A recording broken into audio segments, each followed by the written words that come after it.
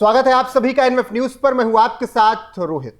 नेपाल में हालात बद से बदतर होते जा रहे हैं और इसी बीच प्रधानमंत्री केपी शर्मा ओली ने इस्तीफा दे दिया है और उसके कुछ देर बाद ही राष्ट्रपति रामचंद्र ने भी इस्तीफा अपना दे दिया है। अब कौन नेपाल की जिम्मेदारी संभालेगा, इसको लेकर विचार विमर्श चल रहा है। काठमांडू के मेयर बालेंद्र शाह से बातचीत चल रही है क्योंकि स्थिति को सामान्य करने के लिए किसी को तो जिम्मेदारी दी ही जाएगी। सेना इस वक्त सड़कों पर है, प्रदर्शन अभी भी लगातार चल रहा है। संसद भवन में आग लगा दी गई है, प्रधानमंत्री आवास में आग लगा दी है प्रदर्शनकारियों ने, जिसके बाद हालात काफी खराब हो गए। और खबर यहां तक है कि प्रधानमंत्री केपी शर्मा ओली ने इस्तीफा देने के बाद ही देश से भागने का प्लान कर लिया। एक वीडियो सामने आई जिसमें वो हेलीकॉप्टर पर बैठकर देश छोड़कर भागते हुए नजर आए और कहा जा रहा है कि वो दुबई जाएंगे। हालांकि अभी इसकी पुष्टि नहीं है किस देश में वो शरण लेंगे, लेकिन वो देश छोड़कर भाग रहे हैं। वहीं पर राष्ट्रपति ने भी इस्तीफा दे दिया है। अभी उनके देश छोड़ने की खबर नहीं है, लेकिन स्थिति एकदम खराब हो चुकी है नेपाल की। दरअसल जेंजी ने जिस तरीके से प्रदर्शन शुरू किया वो पहले मिनट से ही उग्र प्रदर्शन में तब्दील हो गया और सरकार से बिना बातचीत किए ही विद्रोह शुरू कर दिया गया, आगजनी शुरू कर दी गई, पत्थरबाजी की गई और तमाम जगहों पर हिंसा की खबरें आई, जिसके बाद अभी तक 22 प्रदर्शनकारियों के मारे जाने की खबर है। सैकड़ों घायल हैं, जो घायल है उनका काठमांडू के अस्पताल में इलाज चल रहा है। और इसी बीच प्रधानमंत्री और राष्ट्रपति का इस्तीफा हो चुका है। साथ ही जो प्रदर्शन चल रहा है उसमें यह कहा जा रहा है कि अमेरिका का दलाल केपी शर्मा ओली अमेरिका के गोद में बैठा, अमेरिका की बातें मान रहा था, इसीलिए विरोध प्रदर्शन किया गया। भले ही ये पूरा प्रदर्शन सोशल मीडिया के 26 प्लेटफॉर्म बंद होने के बाद शुरू हुआ हो, लेकिन इसके पीछे बहुत और कारण रहे। जैसे युवाओं में असंतोष इस बात का कि उनको रोजगार नहीं मिल रहा था, बेरोजगारी चरम पर पहुंच गई थी। यह आरोप सरकार पर कि भ्रष्टाचार को छुपाने के लिए सरकार संविधान तक बदलने की कोशिश कर रही थी और उसी भ्रष्टाचार पर सवाल उठाया गया तो सरकार हिंसक हो गई और आदेश दे दिया कि प्रदर्शनकारियों को गोली मार दो। और इसी वजह से 22 लोगों की अभी तक जान जा चुकी है। तो अमेरिका का दलाल केपी शर्मा ओली को बताया जा रहा है और वो देश छोड़कर भाग चुके हैं। और एक वीडियो आई है जो कि नेपाल की काठमांडू की सड़कों से है, जिसमें केपी शर्मा ओली के पुतले के साथ लिखा हुआ है अमेरिका का दलाल। दिखाइएगा।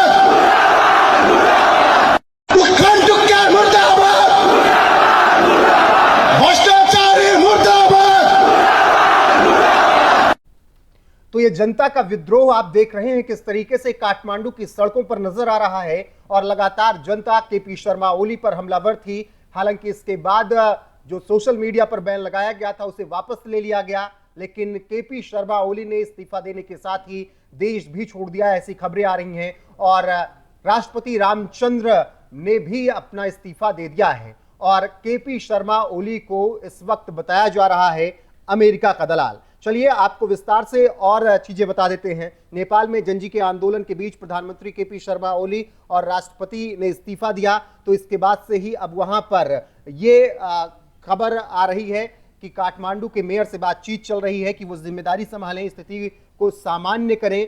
लेकिन अभी कौन नेपाल की जिम्मेदारी संभालेगा, इसको लेकर मंथन चल रहा है। दुनिया की नजरें भी टिकी हुई हैं, भारत भी पूरी नजर बनाए हुए। भारत ने अपने बॉर्डर की चौकसी बढ़ा दी है, अलग नई टुकड़ियां भी तैनात कर दी गई हैं बॉर्डर पर ताकि इधर घुसपैठ ना कर पाए नेपाल के लोग। और इसी वजह से भारत ने पूरी तरीके से अपनी सुरक्षा को और ज्यादा मजबूत बॉर्डर पर कर लिया है। वहीं पड़ोसी देश होने के नाते भारत इस पूरे मामले पर इस वजह से भी नजर बनाए हुए है क्योंकि आसपास के देशों में इससे पहले इस तरीके की घटना हो चुकी है। बांग्लादेश में हम सब ने देखा कि पिछले साल किस तरीके से ठीक इसी तरीके की तस्वीरें दिखी थी जब प्रधानमंत्री आवास में प्रदर्शनकारी घुस गए थे, आरक्षण के नाम पर वहां पर आंदोलन हुआ था। हमने श्रीलंका में देखा था किस तरीके से आर्थिक संकट, बेरोजगारी और सरकार के खिलाफ असंतोष की वजह से बवाल हुआ था। और अब वही हाल नेपाल में नजर आ रहा है और ऐसी संभावनाएं जताई जा रही हैं कि नेपाल में जो स्थिति है वो स्थिति अभी कुछ दिन तो सामान्य होने वाली नहीं है। वहीं खबरों के मुताबिक नेपाल के प्रधानमंत्री केपी शर्मा ओली ने जब अपने पद से इस्तीफा दिया है तो देश की कमान उप प्रधानमंत्री को सौंप दी गई है। हालांकि प्रदर्शन कर रहे लोगों का कहना है कि देश में एक अंतरिम सरकार का गठन किया जाना चाहिए। इसके अलावा संसद को भंग करके नए सिरे से चुनाव कराने की भी मांग प्रदर्शनकारियों की तरफ से की गई है। नेपाल के कपिलवस्तु से सांसद मंगल प्रसाद गुप्ता ने बताया कि देश में केपी शर्मा ओली के इस्तीफे के बाद हालात सामान्य होने की उम्मीद की जा रही है, क्योंकि पूरा विद्रोह उन्हीं के खिलाफ था। पूरे देश में अफरा तफरी उन्हीं की वजह से मची। केपी ओली के बाहर जाने को लेकर फिलहाल कोई जानकारी सांसद ने बताया कि भी नहीं है। शाम की बैठक को इसीलिए स्थगित कर दिया गया है क्योंकि संसद भवन में आग लगा दी गई, प्रधानमंत्री आवास में आग लगा दी गई और तमाम और बड़ी बिल्डिंगों में आग लगाई गई है। नेपाल में जिस तरीके से अभी स्थिति है, नेपाल के रिटायर्ड चीफ जस्टिस कार्यवाहक प्रधानमंत्री हो सकते हैं, ये भी खबर है, क्योंकि परंपरा नेपाल की यही रही है कि वहां अगर सत्ता में तख्ता पलट होता है, सत्ता में परिवर्तन होता है और कोई जिम्मेदारी नहीं संभालता, तो फिर इसी तरीके की परंपरा के अनुसार रिटायर्ड चीफ जस्टिस कार्यवाहक प्रधानमंत्री बनाए जाते हैं। फिलहाल नेपाल में चुनाव कराने में तो समय लगेगा, जैसे बांग्लादेश में समय लग रहा है, लेकिन अभी प्रदर्शनकारी युवा काफी उग्र हैं और वो नेताओं के घरों को टारगेट कर रहे हैं। लगातार नेपाल में युवा प्रदर्शनकारियों की भीड़ पीएम ओली के घर की तरफ बढ़ी और वहां पर आग लगाई गई। विपक्ष के नेता पुष्प कमल दहल प्रचंड के घर पर भी हमला किया गया, ऐसी खबरें नेपाल से आ रही हैं। नेपाली कांग्रेस के अध्यक्ष देउबा के घर पर भी हमला हुआ है। गृह मंत्री के घर में आग लगा दी गई है और संचार मंत्री के घर में भी आग लगाई गई है। संसद भवन में भी आग लगा दी गई है।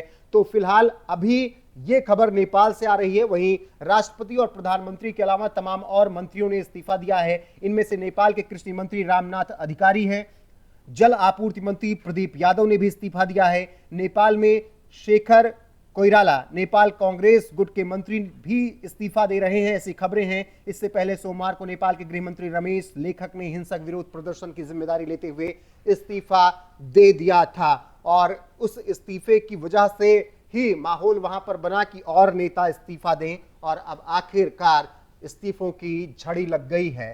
राष्ट्रपति, प्रधानमंत्री, गृह मंत्री, कृषि मंत्री, शिक्षा मंत्री और तमाम मंत्री इस्तीफा दे रहे हैं।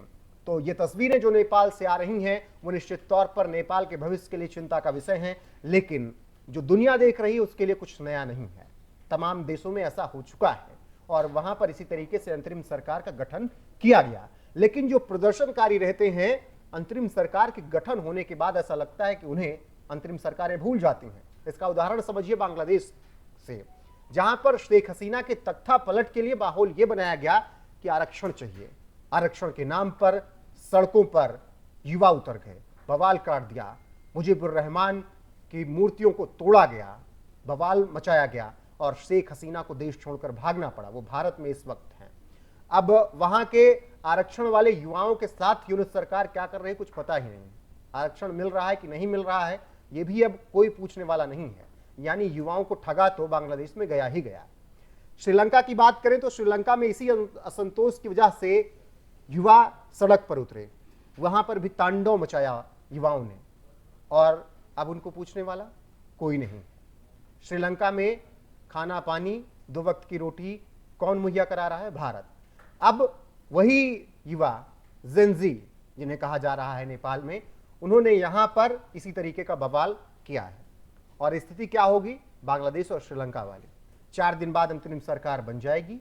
इन युवाओं को पूछने वाला फिर कोई नहीं होगा। बाकी बने रहिए हमारे साथ, जो अपडेट आएगी अभी आप तक जरूर पहुंचाएंगे। अभी जो सबसे ताजा खबर है, राष्ट्रपति का इस्तीफा, इससे पहले प्रधानमंत्री ने इस्तीफा दिया है। नमस्कार।